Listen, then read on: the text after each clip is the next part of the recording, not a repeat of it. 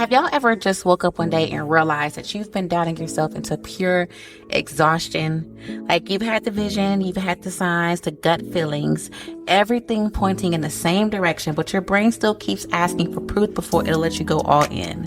And then you start realizing that it's not even the world holding you back anymore. It's literally you. It's the overthinking, the second guessing, the part of you that wants guarantees in a life that's never going to offer them. Lately, I've stopped negotiating with that part of me. I've started talking to myself differently. I've started choosing the lie that serves me. I've decided to gaslight myself into abundance, y'all. To literally trick my brain into believing that I'm already her, even when the proof isn't here yet. Because waiting on everything to make sense is how we stay stuck, right? Waiting for a validation is how we delay miracles. But before we really get into this, I want to say something. A lot of what we talk about on here isn't there, you guys. It's not just cute quotes or recycled advice that I hope y'all take one day. These episodes come from real experiences, real conversations, real breakdowns, and breakthroughs. Half the time, what I see on here starts as a note in my phone after a prayer or a meditation or a phone call or a certain experience. And then I will literally sit with God and ask, what do I need to learn right now? Or if I'm dealing with something in life or a certain situation or experience, I ask God, what am I supposed to be learning from this? Because there's a lesson in everything, right? Or I ask, what do they need to learn, my listeners? What do I need to say out loud so that way someone will resonate with it? Because my audience is growing and it's evolving, and I take that very seriously. I want this show to meet you exactly where you are and still push you somewhere higher. I honestly feel like God uses me as a vessel to speak things into this mic that He needs us to, as a collective, to understand in this moment. And that's why I do this. That's why I love it. This podcast isn't just a platform, it's a calling, y'all. And I'm trying to get better and better at translating those messages into something tangible. Something that doesn't sound good, but actually sticks. This particular episode feels personal. It's tied to a really big decision I'm about to make in the next couple weeks. One that's going to shift my entire life, my brand, my career, everything. You don't know what it is yet, but you will understand by the end of this episode. It's bigger than logistics or an opportunity. It's about trust. It's about finally stepping into a space that I've prayed about for years. So yes, I am scared, but I'm excited and I'm fully aware of what's at stake here. I also know this is exactly where I'm supposed to be, because if there's one thing I've learned, it's that the people who actually win in life aren't the ones who have the perfect plan. They're the ones who have the nerve, the ones who move when it still looks impossible, the ones who are willing to look delusional before it'll all make sense. So yes, that's where I am, in the in-between, standing on the edge of something massive, not waiting for clarity, just betting on pure conviction. So let's jump into today's episode. She's not just a podcast host. She's a movement. Manda Lea is teaching people how to break cycles and build real wealth, mentally, financially, and spiritually. People all over the world are waking up to her message. Wired to be Rich isn't just a podcast. It's a mindset shift. She makes you believe again in yourself, in your power, and your ability to actually have the life you always known was meant for you. Hi, everyone. I'm Manda Lea, entrepreneur, speaker, and founder of Balance and Destiny, and this is Wired to be Rich. So here's what I mean when I say gaslighting myself into abundance. I'm not talking about pretending or faking it for the internet. I'm talking about choosing belief so hard that your reality eventually surrenders. It's when you start speaking to yourself like the version of you that you've been waiting to become is already in the room. And then you start making decisions that match their energy. The world loves to call that delusion. I call it alignment because I've learned that most people don't fail from lack of ability. They fail from lack of audacity. They need proof before they move. I've been one of those people. They need a guarantee before they trust themselves. And like I said, I've been there. I am there. And I'm getting out of that. I've sat in the limbo of almost ready for way too long, waiting for the stars in the sky to line up magically, right? Waiting for the perfect sign, waiting to feel secured and not scared. But that moment never comes, I'm learning. If I wait to feel ready, I'll die waiting. Readiness is a scam. It's your ego's way of keeping you safe in a cage that looks like logic. Every leap I've ever taken, when I really think about it, when I really look back on my personal life, not yours, mine, every career pivot, every risk that didn't make sense on paper started from a small lie I told myself that eventually became true. You got this. You're ready. It's already happening. Those weren't affirmations. They were lifelines. They were the only way I could trick my brain out of survival mode long enough to start creating something that looked like freedom. It's not arrogance, it's survival. Because if I listen to fear long enough, I'll start calling safety wisdom. And there's a big difference between being wise and being scared. Sometimes wisdom looks like chaos at first. Sometimes trusting yourself looks like walking straight into uncertainty because staying the same feels heavier than the risk. And that's really the art of it, of self-delusion, of self-trust, of believing beyond the evidence. You don't wait for the proof, you become it. You start moving like it's already yours, and suddenly your world starts catching up. And honestly, that is the real test, y'all. Keeping that energy steady when things start getting uncomfortable, when things start getting shaky, that's the real test. Because if there's one thing I know about chasing abundance, it's that the hardest part isn't the leap. It's what happened right before you take it. Y'all, I am a walking testimony. I'm not even going to go into a whole spiel because I don't want to get off subject too deeply. But y'all, 2024 was the year I literally, and I'm not just like literally, leaped so many times into the unknown without a parachute, and I landed on my feet every single last time because I believed in myself. And if I can do it then, I can do it again. And same for you. So let's talk about that. The moment where everything in you wants to quit, and why that's usually the exact moment you're supposed to keep going. And this is where it gets tricky, because the moment you finally start to believe in yourself, the resistance shows up dressed like logic. And it's wild how that happens. You could be right on the edge of something massive, finally moving with momentum, and suddenly your mind starts whispering to yourself, are you sure? Maybe this isn't the right time. Maybe you should wait a little bit longer. Maybe it's not realistic. All those maybes, I know for a fact, all those maybes have prevented me from even larger outcomes in my life. And the times that I stopped worrying about maybe showed me exactly why I should never do that again, right? It's like clockwork. The closer you get to the finish line, the louder that voice of sabotage becomes. Everything that felt exciting a week ago suddenly feels too heavy, too certain, too complicated. And you start convincing yourself that maybe slowing down is the mature thing to do. Maybe this isn't alignment. Maybe it's a sign. But honestly, most of the time, that's not intuition. That's exhaustion wearing a cute little halo, okay? That's fear showing up right before the breakthrough, pretending to be clarity. And that's where most people tap out.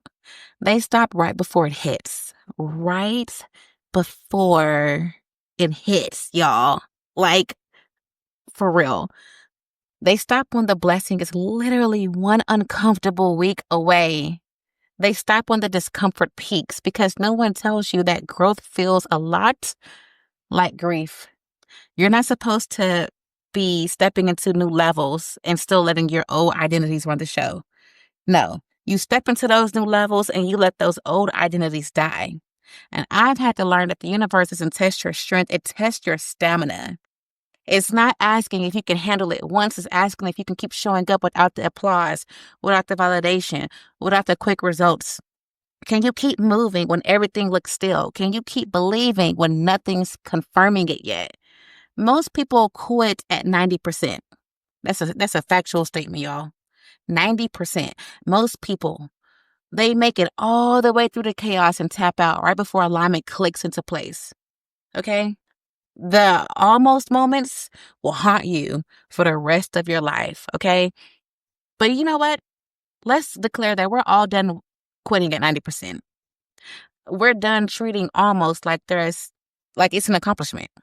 Because the truth is, that last 10%, that part that feels unbearable, the part that tests every ounce of patience, of faith that you've got, and you're like, this ain't worth it. Let me go back to what I know is safe and what's comfortable. Listen to what I'm saying, y'all. That moment when you're doing something and you're like, you know what? I'm finna just go back to what I know. I know I can make money doing A, B, and C, so I'm going to stop my dream and go and do A, B, and C. That's the stretch where your whole life changes. That moment. That's where the universe sees if you're serious. That's where God is asking you, how bad do you want this? And that's where you stop rehearsing the next version of yourself and finally become him or her. And that's exactly where I am right now, past the point of no return, standing in that 10%, holding my breath, refusing to flinch. And once you really get that, once you stop needing to be liked and start needing to be real, that's when you start moving different. That's when your focus shifts from trying to prove your value to just embodying it. And that's where I've been living lately, in that space where validation just feels irrelevant. And honestly, that kind of freedom bleeds into everything, especially how you chase what you want. Which brings me to this next part. Learning that obsession isn't always toxic. Sometimes it's the purest form of purpose that you will ever feel. And the funny thing is, once you stop quitting on yourself, the next layer of resistance doesn't come from inside of you. It comes from other people. That's when the opinions start rolling in. Everybody suddenly has a perspective, a label, a story about who you are and who they think you're supposed to be. And if you're not careful, you will definitely start living in those versions of yourself that exist in their heads instead of the one that you're actually becoming. I had to learn that people are going to build entire narratives off fragments. They'll take a single chapter of your story and write the ending for you, and then get mad when you start editing it. Everybody has their own interpretation of you also. To one person, you're confident. To another person, you're intimidating. To one person, you're doing too much. To another person, you're sheer inspiration. None of it is completely true. It's all filtered through whatever story they're telling themselves. And that used to bother me, like truly. I used to spend so much energy trying to defend my growth, trying to prove that I was changing for the right reasons, trying to make sure nobody misunderstood me. But that is a losing game, and I'm realizing that the older that I get. And I'm only 31, but still. Because the more you explain yourself, the less room you leave for evolution. You start performing for their comfort instead of your calling. Imagine that you're in a room right now and in the middle of a huge circle, and that circle consists of 500 people, and you get 1 hour to pitch your entire future, like pitch the idea of a lifetime. And during an hour, people keep interrupting you, telling you that you're A, B, and C, and you're this and you're that. And instead of you just mustering through it and continuing to block out the extra noise and pitch your future, you stop every 2 seconds to say, actually, no, that's not true. Actually, I'm not that at all. Who cares? You get one opportunity to really show who you are, and you wasted defending yourself. At some point, you just have to get okay with being misunderstood. Okay? You have to make peace with the fact that not everyone is meant to understand your shift in real time. You can't control perception. You can only control participation. And their version of you is none of your business. Let them think what they want to think or what they need to think, because that's their coping mechanism, not your problem. I used to take it personally when someone would say that I had changed. Now I take it as a confirmation that I have. Because what they're really saying is you stop fitting inside the box that I built for you. And that's exactly the point. You're supposed to outgrow people's expectations. You're supposed to feel too big for the rooms you used to shrink in. The moment I stopped explaining myself, I got free. And it was shortly after this, the full moon in Aries on the 7th, it's like something awoke inside of me. And I was like, wait, why do I care if someone thinks that I'm A or B or C? I genuinely don't. If I know myself and I know that I know myself, why do I care what their perception is? Then I stopped auditioning for understanding. I stopped editing my voice to sound softer, smaller, or more palatable. Because the truth is, you can't be iconic and understood at the same time. You can't be the main character and the moral of someone else's story. And, right? So once you stop trying to control how people see you, something shifts. You start realizing how much energy you've been wasting trying to be understood instead of just being undeniable. And when that noise fades, all that energy has to go somewhere. And for me, it went straight into building, into working. It fuels me. It's my becoming. That's why I learned that obsession isn't toxic when it's attached to purpose. It's power. People love to glorify balance like it's the holy standard for success. But let's be honest, balance doesn't build anything groundbreaking. Balance feels good when you've already made it. But to get there, it takes obsession. Now, I'm not saying burnout. Please honor your body. Take rest when you need to. And make sure that you're supplementing yourself enough. But it takes discipline, hunger, and the kind of tunnel vision that makes people whisper that you've changed. I realize that I've been saying tunnel vision a lot lately the past few months. Like when someone asked me, I'm like, I have tunnel vision, y'all. Like I can't see anything else. Like I want to, and I'm trying to pivot and do the more quote unquote responsible thing, but I got tunnel vision and I got it bad. It's like I can feel my body pulling through it. Like, come on, there's something exciting here. And I've stopped apologizing for caring this much about my goals. I've stopped making myself small just so other people could feel comfortable around my ambition. I used to call it overthinking. Now I call it precision. Or I used to call it control, but now I call it devotion. But the truth is, I want to be consumed by something that matters. I want to wake up and feel like I'm a part of something that's expanding me, even if it's messy, even if it's uncertain. That kind of fire is rare. And if you find it, you owe it your full attention. People will call you intense. They'll say you're doing too much, making careless mistakes, making reckless decisions, but that's fine. Balance is for people who still have time to waste. I'm not chasing calm right now. I'm chasing clarity. I'm in the era where chaos feels like home because for once it's my chaos and it's fueled by purpose, not survival. And I'll be real with you. I am terrified. Every version of me that came before this one would have tried to make the jump more graceful, more planned, more safe. But this time, I'm done negotiating with fear. Done. I'm done needing the entire staircase before I take this first step. Bravery isn't a personality trait, y'all. It is a muscle. And I've been breaking it quietly. Bravery doesn't look like confidence. It looks like shaking hands and a steady heart. It looks like you in a room alone saying, I don't know how this will play out, but I'm about to do it anyway. That's what real confidence is, moving while the fear is still in the car with you. I don't have every answer. I don't even have every resource right now, but I do have momentum. I have this inner knowing that's louder than doubt. It's screaming at me every second of the day. I feel crazy because this is what momentum really feels like. When you are on it, you can't think about anything else. And like I said, I've learned that momentum is more powerful than clarity.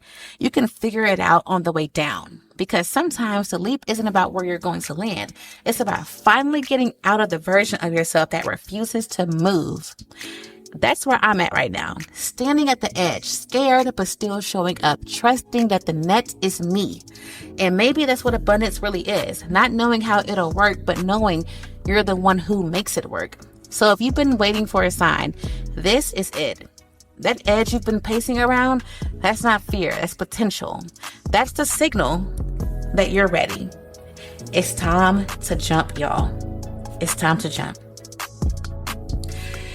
So if you needed a sign to jump, this is it. Stop waiting to feel ready. Stop waiting for everyone to understand you. Stop negotiating with your potential. Gaslight yourself into your next level. Lie to yourself so beautifully that your actions start to believe you. Just like that man lied and gaslit you, take those same tactics and do it to yourself and tell yourself that you're going to make it and you're going to be okay. Because the truth is, you already know what you're supposed to do. You're just scared to be seen doing it. But fear isn't a full stop. It's a speed bump. So go anyway. And do it messy. Do it unannounced. Do it before you're validated. Be grateful for every small win because that's the compound interest of abundance. The more you celebrate what's working, the more the universe shows up with more. I don't know what's next for me exactly, but I know this. I'm about to make a decision that changes everything. And when I land, I'll tell y'all how it felt midair. If this episode hit, do me a favor, tap 5 stars on Apple Podcasts or Spotify and leave one line about the moment that punched you in the gut. That's how the show climbs and how I know what to go even deeper on next time. And if you want to talk to me directly, reply to my story or DM me on Instagram at ForbesManda_, and I will link it in the show notes because I read those messages, y'all. I may not reply in 5 seconds, but I see you. I'm also on Twitter at Manda Lea _ if you want the unfiltered brain dump, because on there I say anything. For longer thoughts, email me at info@balancedestiny.com with the subject line Gaslighted into Abundance so I can find it fast. Tell me what you're jumping into and what you're afraid of. I might read a few on the next episode. You never know, y'all. And as always, if you're new here, hit follow so you don't miss the next dropped. I'm making moves that y'all are going to want to have front row seats to. So stay tuned. Thank you for listening. And as always, I will see y'all next week. Bye.